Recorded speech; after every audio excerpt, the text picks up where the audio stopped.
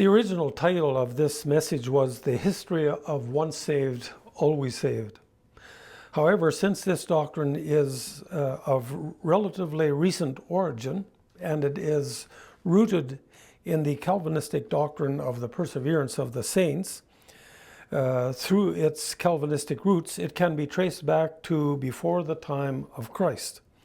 So I have retitled this message, The History of Calvinism. This change is intended for those interested in the history of Calvinism or Reformed theology, rather than just the once saved, always saved doctrine. Other than this preamble and the change in the title, the message remains unchanged. I want to share with you this morning the history tree of the once saved, always saved teaching. This teaching is one of the first doctrines I met as a young Christian, and from that time until not too long ago, I probably would have given my right arm to hear a message like this one I'm giving today. You know that for years I have searched the history of this teaching. Recently, as I was studying Calvinism, I came across a documentary on the once saved, always saved teaching. And after watching that, I had the evidence I needed to confirm the conclusion I had already arrived at, but did not have enough evidence to be confident to preach it. Then I learned about David Bercot, a Mennonite historian, and he greatly helped by filling in a few areas that I was missing. So let me take a moment to point out something from the book of Revelation. We had a passage read for us before. I take the view that Revelation chapter 2 through 3 give us a prophetic view of the church age in 7 stages. The 7 churches show us prophetically the stages the church will go through until the Lord returns. I view the book of Revelation as one of the most chronological books in the Bible. Chapter 1 is an introduction. Chapters 2 through 3 give us the church age in 7 stages, so it is prophetic as well. Chapters 4 through 5 introduce us to a scene in heaven where John is caught up to heaven, and then in chapters 6 through 19, he sees what will happen during the 7-year tribulation time. And then chapter 20 gives us the millennium, which follows the tribulation, and chapters 21 through 22 give us the eternal state. Now that is just very chronological. In chapters 2 through 3, we are shown what will happen during the church age, and the last time period is pictured as the church of Laodicea. And I and many other premillennials believe that we are now in the age of the lukewarm church. This is the church that the Lord will vomit out. Revelation 3:14 through 22, which speaks of this church, was read for us earlier. It is my view that subtle teachings have entered the church, and these eat away at the church until the church becomes lukewarm. Among those teachings are what I have called in a series of messages, the subtle undoing of the fear of God. We are in a time when the fear of God is very low in the church. The teachings I think that have had a large hand in undoing the fear of God in the church are the teachings of unconditional love, unconditional forgiveness, unconditional election, unconditional grace, and unconditional eternal security, or once saved, always saved. No doubt there are other subtle teachings, and today with modern media, they are everywhere. Unconditional eternal security, or what today is called once saved, always saved, I firmly believe is a significant cause of today's lukewarm Christianity. So popular is this teaching today that, well, you know, it hasn't been around that long. It's so popular today that for numerous Christians, if you don't believe in once saved, always saved, they question if you are actually really born again. And so Over a good number of years, I have sought to trace where did this teaching originate? When and through whom did this teaching come into existence? So what I want to do is to go back to the very earliest teachings that eventually morphed into the modern teaching of once saved, always saved, and we will have to go back some 2,200 to 2,400 years. Let me say at the outset, I am not a church historian. I will be happy to learn from anyone who can show where this history, as I present it, does not match historical facts. Let me add that as I studied this whole thing, one of the important teachings affected by this doctrine is assurance of salvation.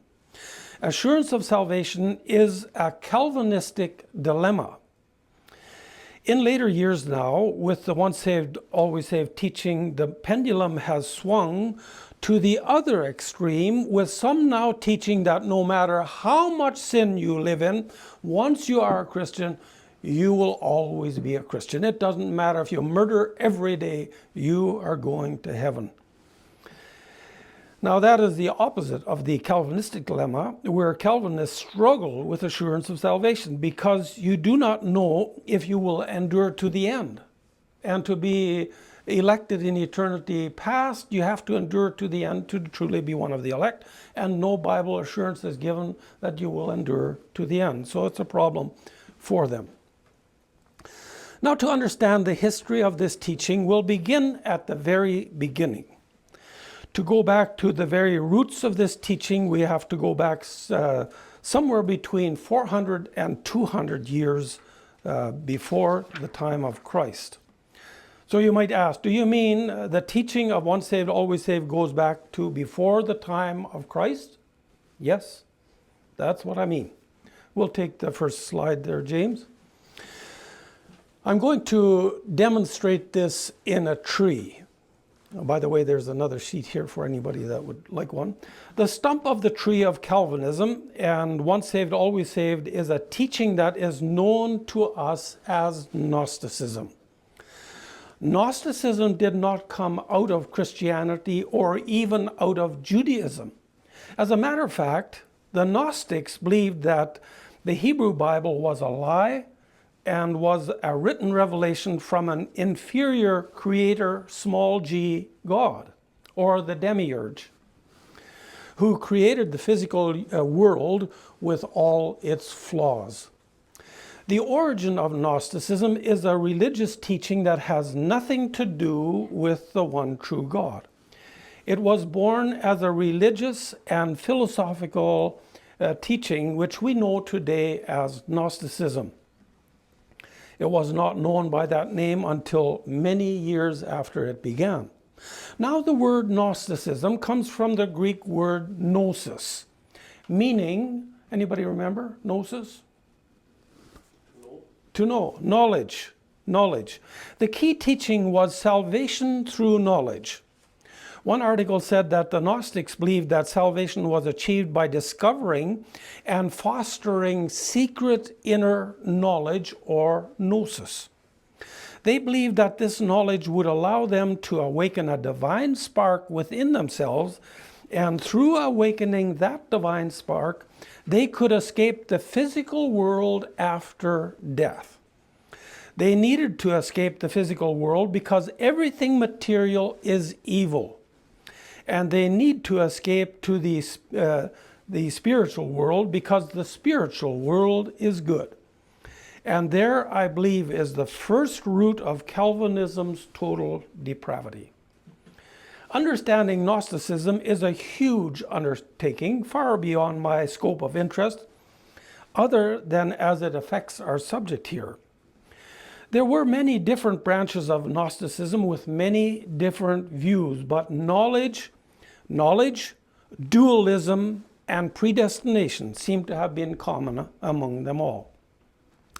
When Jesus came on the scene long after Gnosticism was established, his teaching caught their interest. Now, I have not studied the Gospels to see if some of Jesus' teaching might have been directed to reveal the errors of Gnosticism, But as I thought of that, I immediately thought how Jesus tried to prove after the resurrection that he had a real body. And this is something that the Gnostics would have had trouble with. However, the Gnostics' interest was not in the great Christian truths of Christ's death and resurrection, but in his teachings. I think you still hear that today in the words, Jesus was a good teacher. This is common. The Gnostics wanted knowledge and thus their interest in Jesus' teaching. Both Calvinism and the once saved, always saved teaching begin in Gnosticism, and we will trace it out from there. After the time of Christ, we'll take slide 2, Gnosticism's interest in Christ grew. By the time the apostles are writing the Gospels and the epistles, there is evidence in their writings that they were battling Gnosticism. What is happening is that Gnosticism is beginning to morph into professed Christianity. That Gnosticism was a dangerous influence on Christianity is obvious from the fact that some of the apostles' teachings were written to combat Gnosticism. When you read 1 John, Colossians, they're battling the Gnosticism of the day. Its influence was felt quite early after the church was born. From 1 John 2:19, I would conclude that by the time John wrote, numerous Gnostics had joined in with professing to be Christians themselves. Excuse me. As a matter of fact, the Gnostics did not only profess to be Christians, they professed to be the best Christians. But when the Christians insisted, you can study 1 John on this, I don't have time for all that this morning. When the Christians insisted that Jesus came in real flesh and blood, the Gnostics of 1 John 2 left true Christianity. The apostles called the Gnostics antichrists. When 1 John talks about antichrist, talking about the Gnostics. 250 years after Christ, the tree of Gnosticism begins to show signs of growing a new trunk. In AD 216, a man by name of Manus or Mani was born. He was called the prophet of light, and he became what I would call a Christian Gnostic. It wasn't really Christian, it's like Christian porn or so on. There's not really such a thing, but that's what he professed. So Mani was considered to be the prophet of light. It seems to me that in Mani, Gnosticism morphed into professing Christianity. He was the originator of what is called Manichaeanism. However, all of the early church leaders rejected these Christian Gnostics as heretics. Really, I have said they were one of the first Christian cults. An internet article said that Gnostics emphasized as the key to salvation the teachings of Jesus, rather than his death and his resurrection. They believed in reincarnation and that souls must drink from the river of forgetfulness before entering another body, and they believed that self-knowledge and inner enlightenment were important. Several professed Gospels were written by the Manichaeans. You see, after the time of Christ, other Gospels were written, about 50 of them as a matter of fact, and some of those were written by Manichaeanism. One article mentions the Gospel of Philip, which speaks about the relationship between Jesus and Mary Magdalene, of which we hear today. Some modern heresy comes from such writings. In part, this gospel says the Lord loved Mary and the disciples, and he often kissed her on the mouth. That's the Gospel of Philip, written shortly after the time of Christ. And it says that, by the way, written by these Gnostics. And it says that Peter said, "Sister, we know that the Lord has loved you differently from other women." Now, if you study stuff today, you'll see that it's abroad. Now, this article also says of the Gospel of Judas that it is a conversation that took place between Jesus and Judas. The Gospel of Thomas, it says, is a collection of sayings that Jesus is to have spoken that emphasizes the importance of self-knowledge, and that's Gnosticism. An internet article that dealt with some of Gnosticism said this: the Gnostics had a predestination philosophy, and you get the hints of Calvinism in these teachings. Predestination philosophy, or a fatalistic mentality of qui sera, sera. Whatever will be, will be. But the early church believed that man's free choice had a major contribution or ultimate determination to his course and destiny.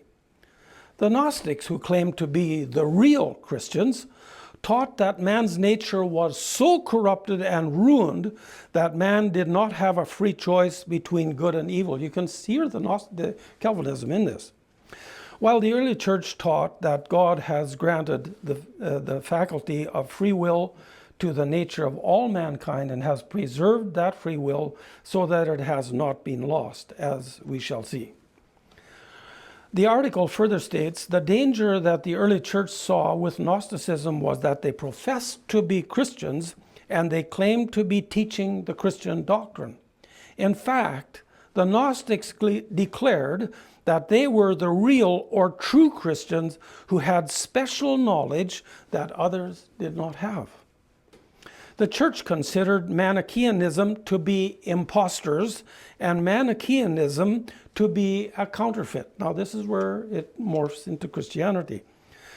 The leaders of Christianity were worried that Gnostic doctrine might corrupt the churches. In Manichaean Gnosticism, you see the roots of Calvinism in the teaching of predestination and total depravity. I believe that Manichaean Gnosticism was the first, or among the first Christian cult after the time of Christ. Now, the Apostle John and Paul both teach against this cult. John MacArthur speaks of Calvinism being historic Christianity, and he is referring to Augustine, but it most certainly is not. The first 400 years of Christianity rejected all of Manichaean teaching. Historic Christianity before Augustine agrees with nothing in the 5 points of Calvinism, and those points fit well into Gnosticism. So in Gnosticism, we have the first step towards Calvinism and the modern once saved, always saved teaching. It developed from Gnosticism teaching that everything material is evil and the teaching of predestination. Then Gnosticism morphed into professing Christianity, which became a Christian cult. At this time, true Christians rejected all the Gnostic ideas, and the apostles taught against it. It is ironic that 1 John 2:19, which is used to give evidence for the once saved, always saved teaching and the teaching of perseverance of the saints in Calvinism, is actually a verse written against the very people through whom this teaching came into the church. It's amazing. It's a total twist around. So I covered that in some messages called, Is Calvinism a Cult? I don't have time to expand here. They are available on sermonaudio.com/MECL on YouTube or on YouTube.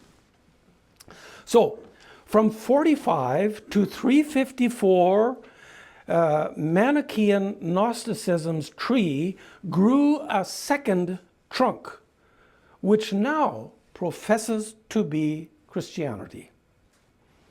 In 354 AD, Aurelius Augustinus Hipponensis was born, and he lived until 430. We know him as Augustine. Before he professed to become a Christian, he became a Manichaean Gnostic, and he continued in this teaching for about 10 years. Later, he was a Neoplatonist for some time. After this, he professed to become a Christian, and Augustine's past in both of these false religions brought non-Christian baggage into his Christianity. I say he professed to become a Christian because I find it doubtful that he was ever truly saved. He does have an interesting testimony, but I struggle how a true Christian could teach what he taught. He is also known as the Bishop of Hippo. Well, he became a very influential person in the Catholic Church. He brought a lot of heresy into what was then the beginning of the Catholic Church, and he taught heresy that would later affect many Protestants through Calvinism. From the little I know of him, it seems that in character, he was an abrasive person. John Wesley says this of Augustine. Augustine himself, and I think he's speaking facetiously, a wonderful saint, as full of pride, passion, bitterness, censoriousness, and as foul-mouthed to all that contradicted him. When Augustine's passions were heated, his words are not worth a rush. This is the character of Augustine. Now it is undeniable that Augustine was heavily influenced by his Gnostic past. And it seems to me that he was heavily influenced by his dislike for Pelagius, another pastor of the time. Augustine originally believed in the free will of man, as did the entire Christian church from Christ until he came on the scene. Later, he came to believe that man was incapable of rising above his fallen state through his free will, and he believed God's grace was the source of his salvation, but his understanding of grace was as misguided as Calvin's teaching was. As I see it, this is where Gnosticism teaching on predestination began to affect Augustine's view. Pelagius, whom he disliked, on the other hand, taught that the church had always taught until then that man had a free will, and this caused friction between him and Augustine. I'm not familiar with most of Pelagius' teachings, but I would not agree with some of what I've read of him. I don't agree with all of his teachings. There seems to have been the same kind of difference between Pelagius and Augustine in character as there was later between Calvin and Arminius. Both Augustine and Calvin were, in my understanding, abrasive people. You did not want to cross them. With John Calvin, you could lose your life. He had a man killed because he didn't agree with him. I quoted John Wesley earlier from an internet article. I'll give the whole quote by Wesley now. He said, Augustine himself, a wonderful saint, as full of pride and passion, bitterness, censoriousness, and as foul-mouthed to all that contradicted him. When Augustine's passions were heated, his word is not worth a rush. And here is the secret. St. Augustine was angry at Pelagius, hence he slandered and abused him as his manner was, without either fear or shame. And St. Augustine was then in the Christian world what Aristotle was afterwards. There needed no other proof of any assertion than ipse dixit, St. Augustine said it. If Augustine said it, the church said that's the way it is.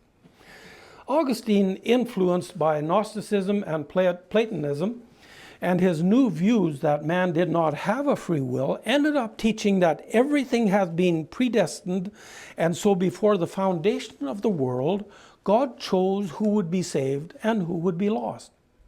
The teaching of total depravity clearly comes from Manichaean Gnosticism. The article quoted above says, Mani took the Gnostic position that man's nature was totally depraved and corrupted and that man did not have a free will. So through the influence of Gnosticism on Augustine, we get the Calvinistic teachings of total depravity and predestination.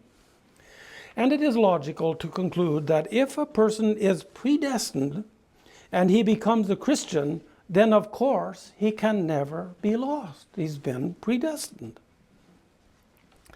Augustine was a very influential man and brought more heresy into the church than probably any other single man in church history, my interpretation.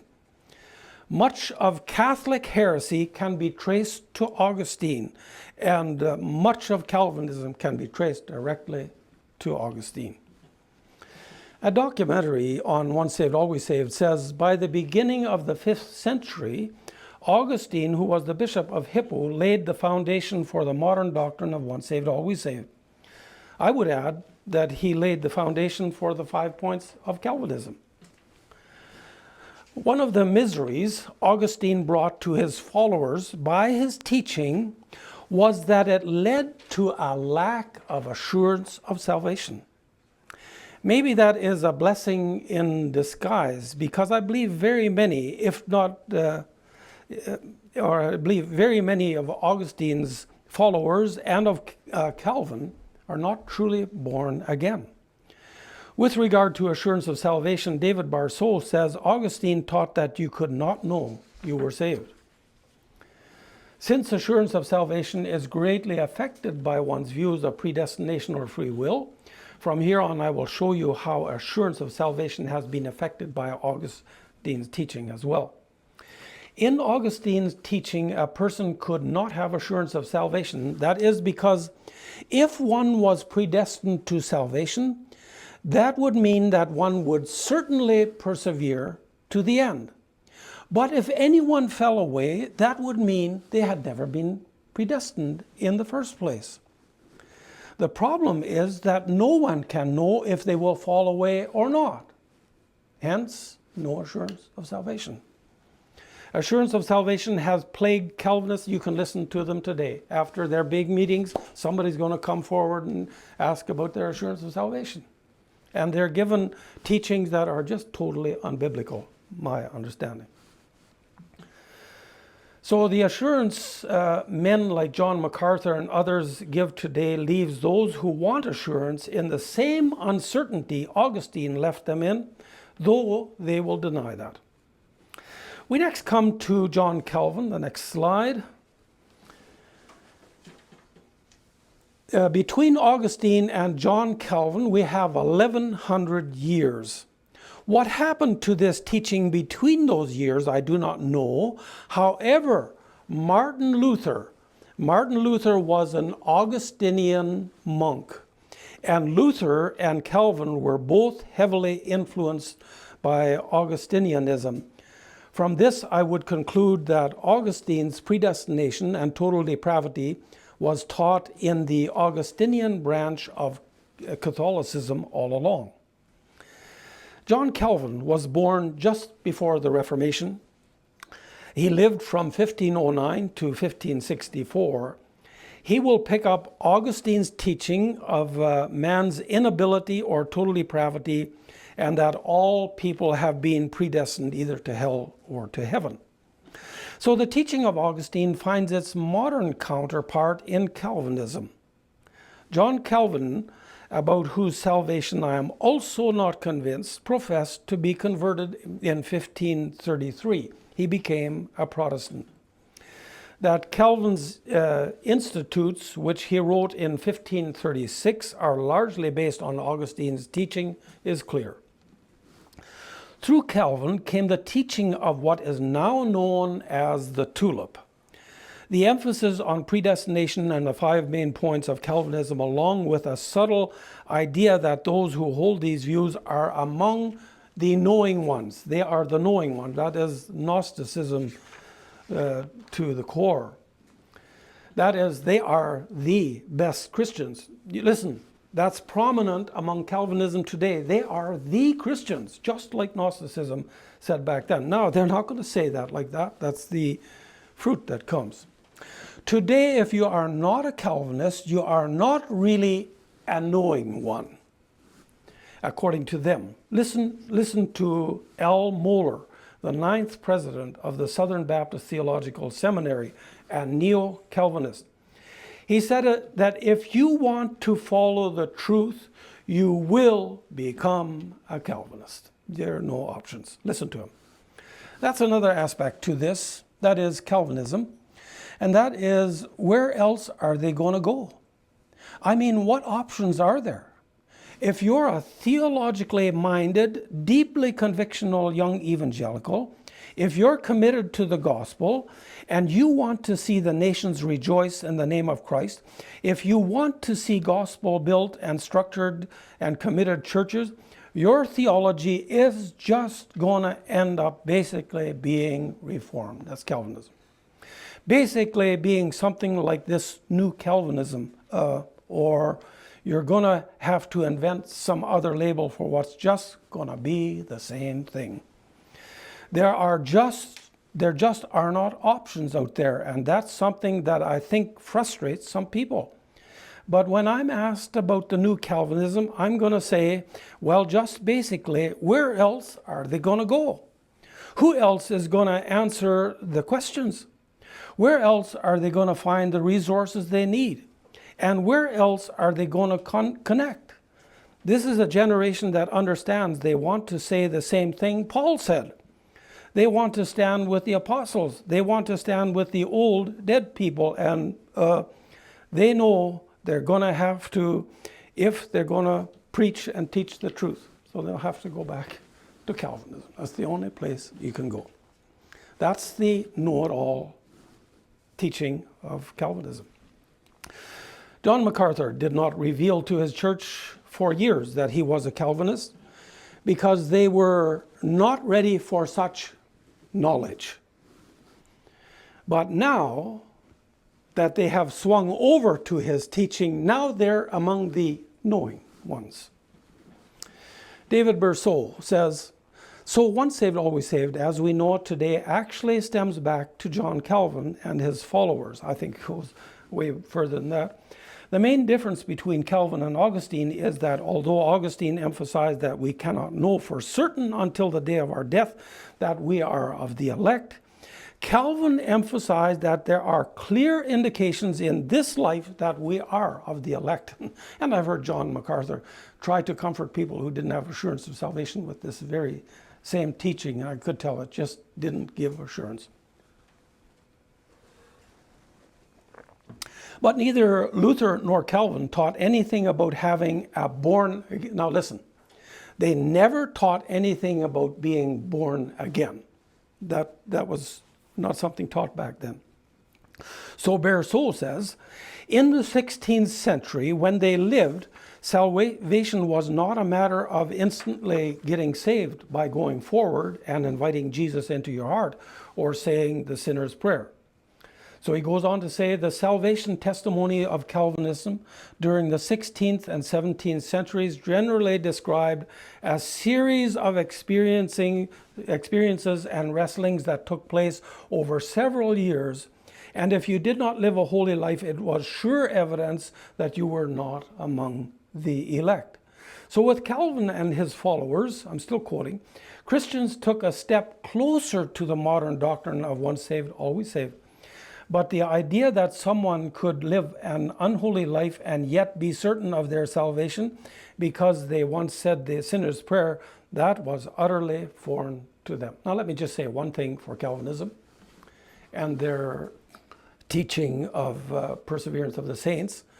They would certainly not agree with today's Charles Stanley teaching that once you're saved, you're always saved, so you can live in whatever kind of sins you want.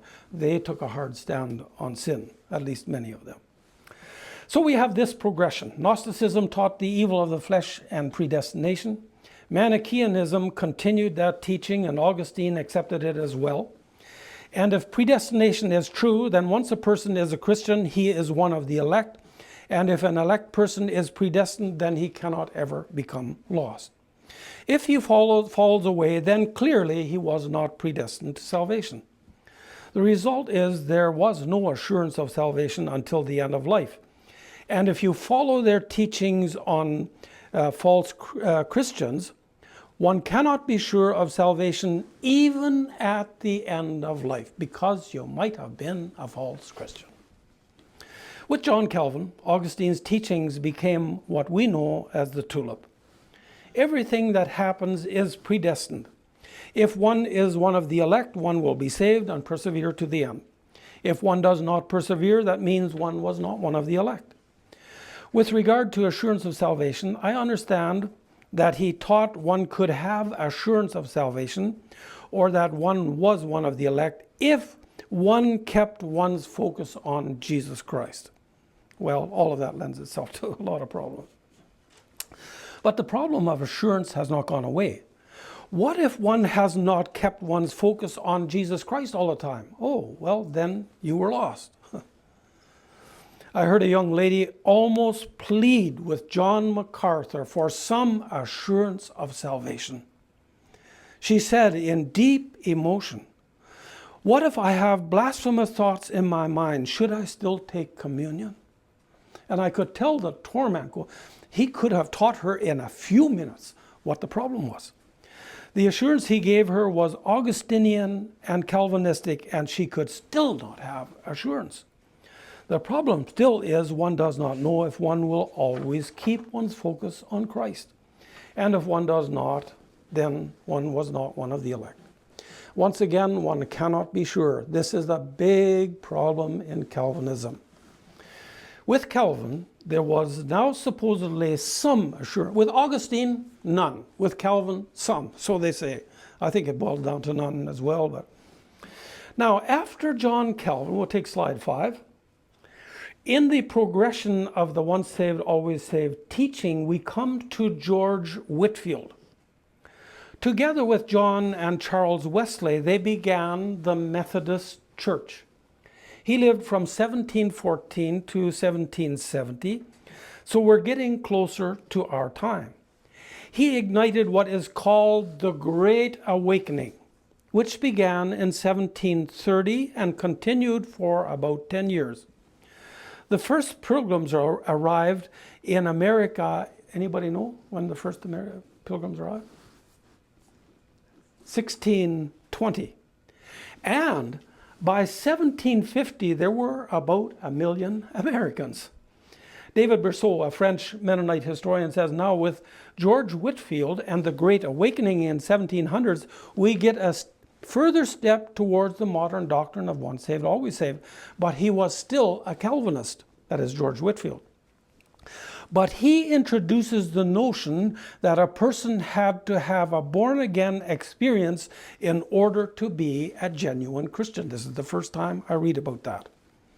It was something that took place instantly. You could become a Christian like that, which is what we still believe today. Not after a period of wrestling over a number of years, and if a person had a born-again experience, with him, if a person had a born-again experience at one of his revivals, that meant they were one of the elect right there. They're one of the elect. So this is no long wrestling.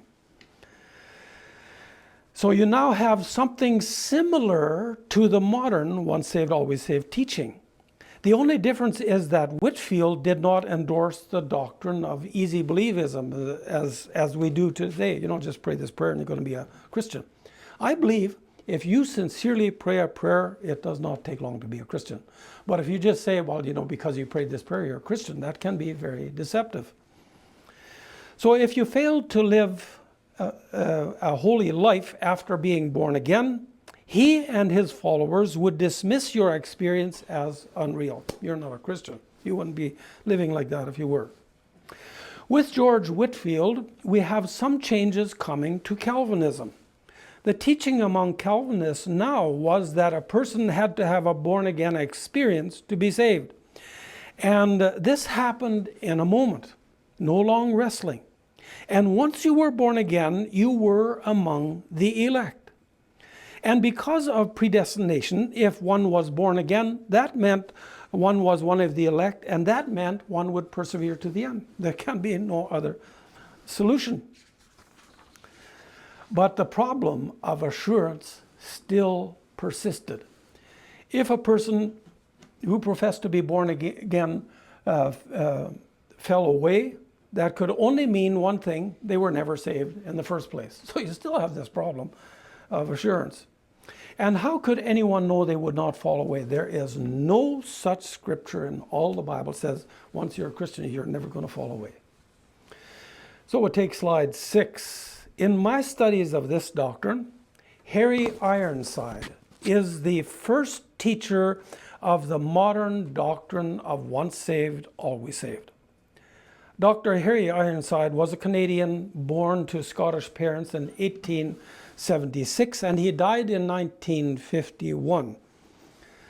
He served as pastor of the Moody Memorial Church in Chicago from 1930 to 1948. He was known as a fundamentalist preacher. But the question now is, was Harry Ironside a Calvinist? A writer called Andrew Natyok has written an article titled, "Was Harry Ironside a Calvinist?" Then he gives a sampling of his writings, and here is how he begins. It is sometimes asked whether the evangelist H.A. Ironside was a Calvinist, or assumed that he must have been because he held to some doctrines which are often associated with Reformed theology, like perseverance of the saints and imputed righteousness. Add to this that Ironside was not afraid of using terms as the Bible uses them, and when some readers see terms like predestination or election, they assume a Calvinistic meaning. Well, that's an assumption you must not make. I am not afraid to use those terms. I am afraid to use them like Calvinists use them. So then he writes, Ironside writes, for example, on John 6:37, "You say you do not believe in election or predestination? Then you will have to tear a number of pages out of your Bible, for there are many of them that magnify God's sovereign electing grace." It sounds like Calvinism. I'm sure he was heavily influenced by it. So reading that, one would naturally conclude he was a Calvinist, but I am not a Calvinist at all, and have no trouble using those words. But even if that led one to think he was a Calvinist, let me read on in the quote now. The writer then says, if we stop there, we might say, aha, a Calvinist after all. But keep reading. Ironside continues, but do not misunderstand them. Nowhere in the Bible are we told that God has predetermined before man is born and that he will be lost or saved. But Scripture says, for whom he did foreknow, he also did predestinate to be conformed to the image of his Son, that he might be the firstborn among many brethren. Moody was right. Now, Moody was the preacher under whom this man preached in the church there. And this man says Moody was right when he used to say that the whosoever wills are the elect and the whosoever won'ts are the non-elect. So that's a non-Calvinist, if you ever got one. So I think what's happening here is Calvinism is mixing into evangelicalism. Later, this writer says that it is commonly known that Ironside held to perseverance of the saints. That's what makes him once saved, always saved. Again, this might seem to make him a Calvinist, but then he adds that Ironside held to unlimited atonement. That's not Calvinism. So that makes him a non-Calvinist and an evangelical. Since he believed that a Christian could never be lost, but he believed anybody could get saved, that would now make him neither a Calvinist nor an Arminian. There are many non-Calvinists who still hold to one or two or three points of the tulip. I conclude all those who hold to once saved, always saved, but not to all 5 points of Calvinism, I call them confused Calvinists. They are still partially Calvinists, but they're confused. Anyone who believes in once saved, always saved is at least a partial Calvinist. In Harry Ironside, we have the first step, direct step toward the modern teaching of once saved, always saved. So you see, it's a relatively new teaching. He wrote several books on the full assurance of salvation, and of interest to us in our subject, some of the books. I have a booklet in my library written by him in 1934, and it is based on some messages he did, and it is called The Eternal Security of the Believer. There's our modern once saved, always saved teaching. In it he writes, when we speak of the eternal security of the believer, what do we mean? We mean that once a poor sinner has been regenerated by the Word and Spirit of God, once he has received a new life and a new nature, has been made partaker of the divine nature, once he has been justified from every charge before the throne of God, it is absolutely impossible that that man should ever again be a lost soul. Bercot says believers in once saved, always saved invariably take the high ground historically as if they are defending the historic faith. And now this Bercot, he's a very mild-mannered man, but he says this is incredibly dishonest. Now he is a church historian. So no one before Augustine believed in perseverance of the saints or once saved, always saved. Nobody. First 400 years, never there. And he says he knows of no church historian who will dispute that fact. So what was Ironside really? I would say he was a confused Calvinist, and that is what all those who hold to once saved, always saved are. They are neither Calvinists nor Arminians, and I would add, nor are they truly biblicists. In Ironside, what we have for the first time is the modern teaching of once saved, always saved. Pastor Darrell, I have to apologize. I might go over just a little bit this morning. As I see it, in Harry Ironside, the doctrine of once saved, always saved took another step. I believe the modern doctrine of once saved, always saved was born through him and through the influence of Calvinism in him. I would call his view of once saved, always saved conditional eternal security. By that I mean that he would say if someone professes to be a Christian and falls away, that means they were never truly born again in the first place. Like Calvinism, one is only eternally secure if one does not fall away. And no one has assurance from the Bible that one will not fall away. There's no such a promise in all the Bible. I don't think anybody would argue that. As a matter of fact, there are a lot of warnings not to fall away. Now, Gnosticism's trunk of Calvinism forms another branch in the church, which is modern, once saved, always saved. Now believers are supposed to have assurance of their salvation because once one is a believer, one can never become lost. But alas, the problem of assurance of salvation still persists. How so? There is no promise in all the Bible that a believer will not fall away. So you say you're a believer, there's no assurance you're not going to fall away. So you still don't have assurance of salvation. So nothing has really changed from Augustine's problem with assurance of salvation. In Dr. Harry Ironside, we have full-blown once saved, always saved, which is neither Calvinist nor Arminian. But assurance of salvation is still an issue. But there is one more step. I would take us next to Dr. Charles Stanley. Some of you will have heard him. He was born in 1932 and died recently in 1923. In him, the once saved, always saved teaching completely went to seed and morphed into what we call today easy believism. His teaching was that once you were born again and became a Christian, no amount of sin would ever change that. You could murder every day, you would still be a Christian.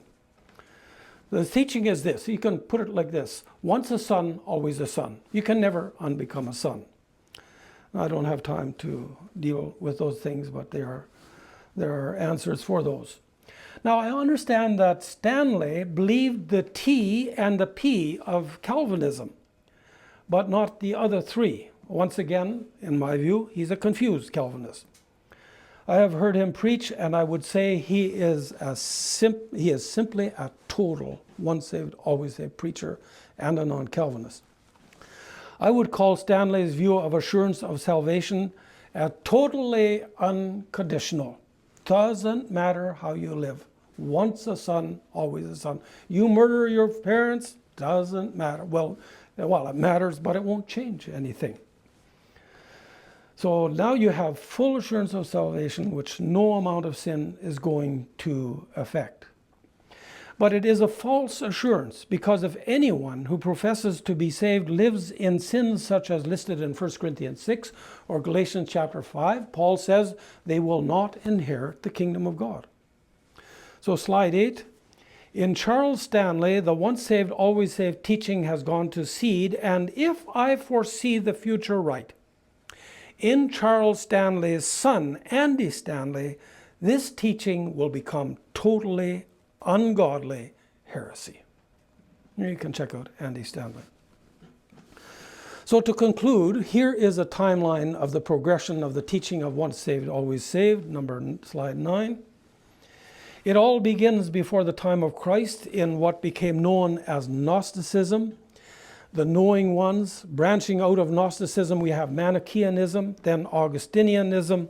Then about the time of our Mennonites came on the scene, Calvin was born, or Calvinism.